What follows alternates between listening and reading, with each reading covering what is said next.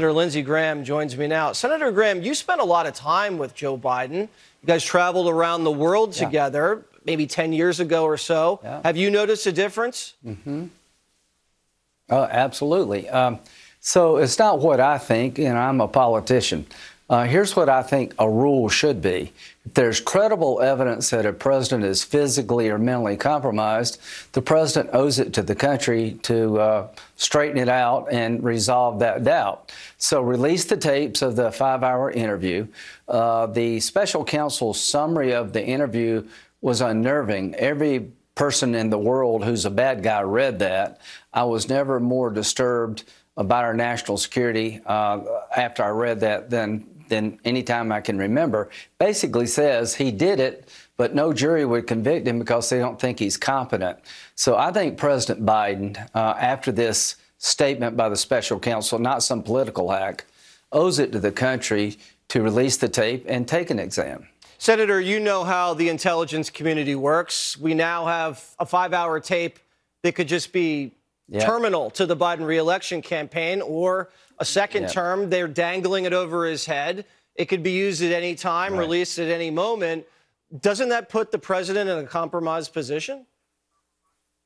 I just don't think it's fair to the American people to have a statement like this unanswered. You know, don't attack the special counsel's report. The report says that he was a very nice old man that could not remember basic facts. Now, that's the guy you don't want to be president. So President Biden, not surrogates, owes it to the country to basically put this to rest. Let us listen to the tape to see if it was an accurate summary of the interview. Let the tape speak for itself. And, you know, President Trump's talked about taking an exam. I'm very worried that all of this is going to make America less safe, that there's a belief now in writing that the president's not really up to the job. We're very exposed as a nation, yes. Yeah, we are. And we can already tell the president's not up to the job by what he's done on the border. Speaking of which, Senator, they just had a major vote in the House.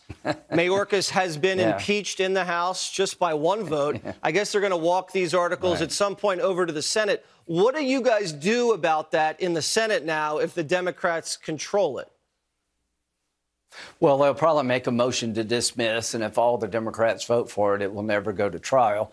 But there'll be a requirement by the Senate to dispose of the articles. Here's what I can say. The border is an unmitigated disaster. I'm going down in a couple of days. We have more people crossing the border illegally than any time in history. December was the worst month ever. Mayorkas has abused the parole laws. Violently abused the parole laws. He's been a complete disaster. So I can understand the House being upset with the way he's handled the problem. But the root cause of the problem is Joe Biden. They'll replace Mayorkas with somebody else just like him.